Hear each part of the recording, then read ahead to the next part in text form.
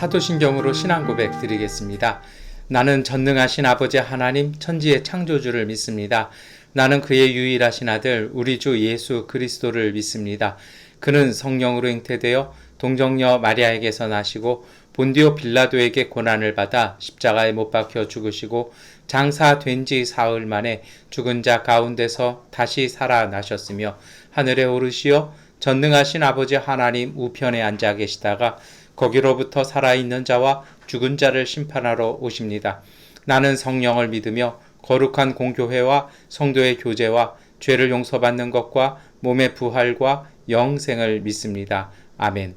찬송가 183장 찬송 드리겠습니다. 빈들의 마른 풀같이 시들은 나의 영혼 주님의 약속한 성령 간절히 기다리네.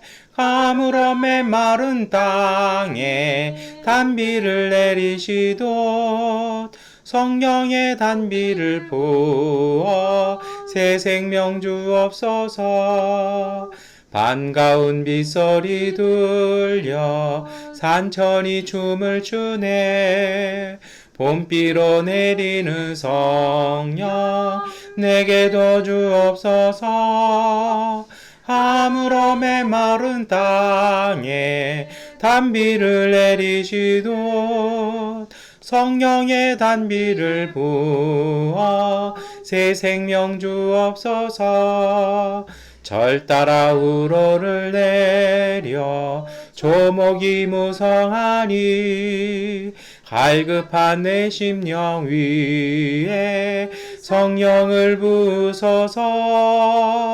아무러 메마른 땅에 단비를 내리시듯 성령의 단비를 부어 새 생명 주옵소서. 잠되신 사랑의 언약 어길 수 있사오랴. 오늘의 흡족한 은혜 주실 줄 믿습니다. 아무러 메마른 땅에 단비를 내리시듯 성령의 단비를 부어 새 생명 주옵소서. 아멘. 베드로 후서 1장 16절부터 21절까지의 말씀을 세번역번으로 함께 읽겠습니다. 우리가 여러분에게 우리 주 예수 그리스도의 권능과 재림을 알려드린 것은 교묘하게 꾸민 신화를 따라서 한 것이 아닙니다. 우리는 그의 위엄을 눈으로 본 사람들입니다. 더없이 영광스러운 분께서 그에게 말씀하시기를 이는 내 사랑하는 아들이요 내가 좋아하는 아들이다 하실 때에 그는 하나님 아버지께로부터 존귀와 영광을 받았습니다. 우리가 그 거룩한 산에서 그분과 함께 있을 때에 우리는 이 말소리가 하늘로부터 들려오는 것을 들었습니다. 또 우리에게는 더욱 확실한 예언의 말씀이 있습니다. 여러분의 마음속에서 날이 새고 샛별이 떠오를 때까지 여러분은 어둠 속에서 비치는 등불을 대하듯이 이 예언의 말씀에 주의를 기울이는 것이 좋습니다. 여러분이 무엇보다도 먼저 알아야 할 것은 이것입니다. 아무도 성경의 모든 예언을 제멋대로 해석해서는 안 됩니다. 예언은 언제든지 사람의 뜻에서 나온 것이 아니라 사람들이 성령에 이끌려서 하나님께로부터 오는 말씀을 받아서 한 것입니다. 아멘. 네, 우리 베드로 후서 1장의 말씀 함께 읽었습니다. 오늘 이 베드로 후서의 말씀은요, 사도 베드로가 이렇게 교회에게 이야기를 하는 것이죠. 그런데 또 사실 이게 참 우리의 마음속에 이게 와닿는 것이 있어요. 이 베드로 후서가 기록될 때는요, 바깥에 이제 핍박과 여러 가지 순교의 외적인 어려움들도 많았습니다. 성경 곳곳에 나오죠. 그런데 교회와 성경은요, 사실은 이 외부적인 핍박과 박해, 이것도 큰 어려움이고 고난이지만 여기보다는요, 더 중점을 두고 더 경계하는 것이 있었습니다. 그것은 잘못된 신앙, 잘못된 믿음에 대한 이단, 소위 말하는 그런 이단에 대한 가르침들, 그리고 예수님의 가르침에서 벗어난 그러한 유사한 복음에 대한 경계심이 더 컸습니다. 왜냐하면 복음이 그 중심이기 때문입니다. 그 시대에 그 가장 잘못 가리키던 것 중에 하나가 이것이었어요. 뭐냐면 자신들에게, 원래 그렇지 않아요? 사람들이 잘 이렇게 이해가 되지 않는 것들은요, 본인들에게 친숙한 것을 통해서 이렇게 이해하려고 합니다. 그래서 예수님 시대 때, 또 이 베드로 시대 때도 어떤 오류들이 있었냐면, 한쪽에서는 너무나 이제 유대교적인 입장에서 복음을 이해하려고 하고요. 또 다른 쪽에서는 어떻게 됩니까? 그리스 신화의 영향을 가지고 이제 예수님의 복음을 이해하고 설명하려는 노력들이 많았습니다. 그 중에 가장 큰 것이요, 예수님은 신화라는 것입니다. 예수님은 유령이라는 것입니다. 하나님의 아들이라면, 신이라면 어떻게 고통받을 수 있느냐? 이게 그리스 사람들한테는 전혀 이해되지 않는 것이었거든요. 그래서 어떤 그 설명들이 많았냐면, 예수님은 탁월한 지혜고 진리이기 때문에 고통이 없었다. 그러니까 다시 말해서 예수님은 육체를 입지 않았다라는 이러한 영지주의적인 가르침들, 그리고 극단적인 신비주의의 가르침들이 많이 있었습니다. 그게 그래서요, 오늘 사도 베드로는 분명히 얘기하죠. 예수님의 복음은, 예수님의 삶은 그렇지 않다라는 것입니다. 이 허황되게 꾸며낸 신화라든지 그리스 사람들이 이야기하는, 그렇게 마음에 감동을 주고 지식적인 이해를 돕기 위해서 그럴듯하게 있을 수 있을 만큼 이렇게 꾸며낸 이야기가 아니라 실제로 일어났던 사건이라는 것입니다. 그래서 자신이 봤다라는 것입니다. 예수님이 평범한 인간의 몸을 입고 계셨지만, 갈릴리 사람의 그런 보잘것없는 행색이셨지만, 변화산 가운데서 예수님께서 변화되시고, 하나님께서 그 예수님을 인정하시고 내 사랑하는 아들이라고 인정하는 그 하나님의 음성을 두 귀로 똑똑히 들었다라는 것입니다. 이 사건은요, 사복음서 모두 일치하게 기록하는 고백이기도 합니다. 그래서 오늘 베드로는 심지어 얘기하는 것입니다. 예수님이 사역은, 예수님의 역사는, 예수님이 우리와 함께 하시는 그 사건은 상상이나 감정이나 신화나 철학이나 지식의 이야기가 아니라 오늘 우리의 삶 속에 일어나는 실질적인 사건이라는 것입니다. 이것이 바로 복음 앞에 서 있는 사람들의 믿음의 고백이어야 할 것입니다. 베드로 시절에는 그랬어요. 오늘 우리 시대 때는 어떨까요? 여러분, 오늘 우리 시대도 마찬가지입니다. 좋을 때만 신앙 좋은 것이 아니고요, 예수님은 오늘 우리와 함께 하신다라는 것입니다. 이 코로나의 극단적인 어려움 속에서도 오늘 예수님은 우리와 함께 하신다라는 것이죠. 저도 병원 검사 때문에 잠시 한국에 왔는데요. 제가 머물고 있는 숙소에 이 인근의 가게들이 한 3분의 1 이상은 문을 다 닫은 것 같아요. 오래된 점포들 다 닫은 것 같아요. 이게 격변기인 것 같아요. 뭔가 참 힘든 일인 것 같아요.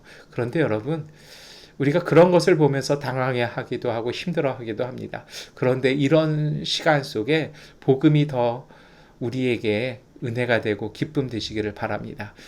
상황이, 우리의 삶의 주변들이 들썩이고 요란합니다. 그러나 우리 가운데 함께 하신 예수님은 우리와 함께 하시는 실제입니다. 그것은 우리 가운데 일어나는 실질적인 체험이고 고백이어야 합니다. 우리가 그것을 믿어야 합니다. 베드로 고백처럼요.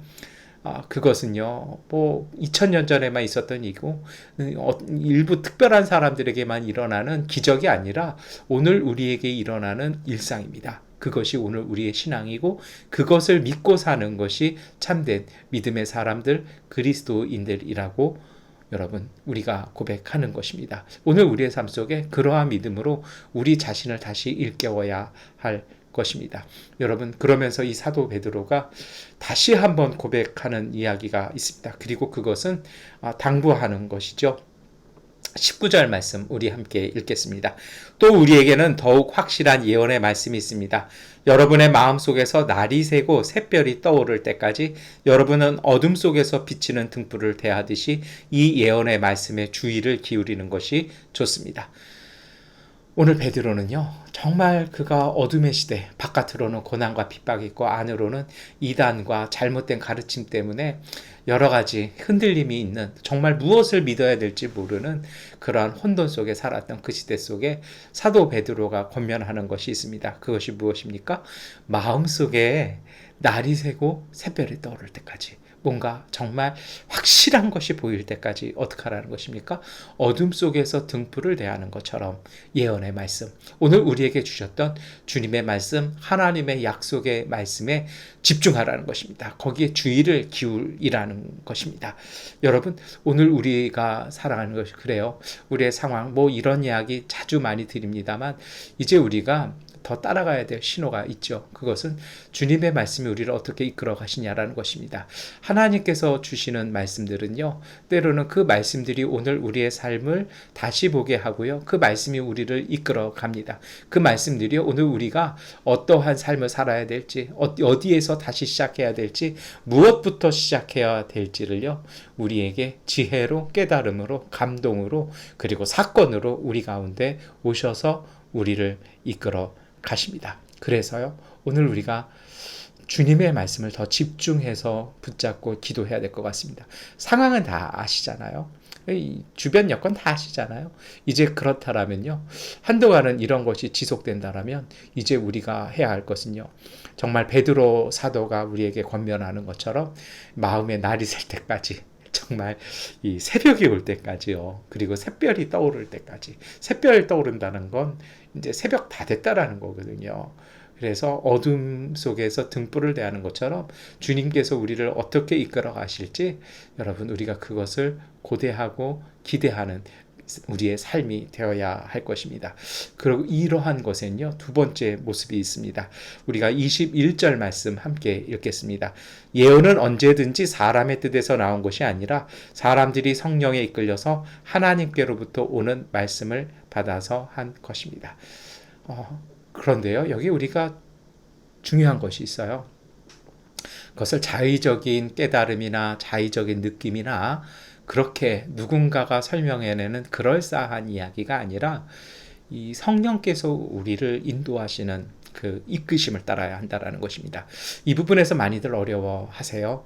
근데 여러분, 성령은요, 정말 탁월하십니다. 성령은요, 정말 우리의 마음속에요, 다 각인이 됩니다. 요새 그런 얘기 많이 한국에서 하더라고요. 이 뼈를 때리는 이야기라는 얘기요. 그래서 뭐 골타라는 그런 표현 쓰는 걸 제가 이렇게 들어봤는데요. 똑같아요. 성령은요, 정말 확고한 깨달음을 주십니다. 그리고 이 깨달음은요, 우리 가운데 평화를 갖고 옵니다. 그것을 깨닫고 난 순간 두렵지가 않습니다. 그 두려운 게 아니라 오히려 평화가 넘치고요, 용기가 솟아오르고요, 기쁨이 넘쳐오르고요, 고대하게 되는 그런 소망과 희망이 우리에게 줍니다. 성령은 그렇게 우리 가운데 오시는 것입니다. 그리고 정말 중요한 것이 있습니다. 성령이 주시는 감동은 통일성과 균형과 조화를 이뤄냅니다. 모든 것을 포용하고 모든 것을 어루어낼 수 있는 그러한 힘이 있습니다. 여러분, 성령은요, 무엇을 하나를 취하고 무엇을 버리지 아니합니다. 성령은요, 모든 것을 떠안고 가고 모든 것을 감싸 안아줍니다. 왜 그러냐면 성령은 사랑의 영이시기 때문입니다.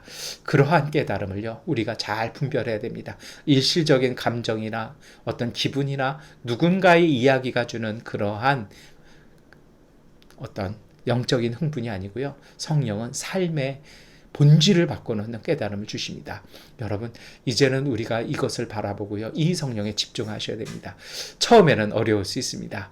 그런데요, 그렇게 자꾸 집중하고 그 인도하심을 한 번, 두 번, 세 번 받기 시작하시면 익숙해지십니다. 그 능력이, 소위 말해서 그 영성이 밝아져서요, 오늘 우리의 삶 속에 변화가 따라옵니다. 그래서 성령이 이끄시는 감동은요, 우리를 변화시키는 그 변화를 통해서 하나님은 우리의 삶 속에 길을 열어주시는 것입니다.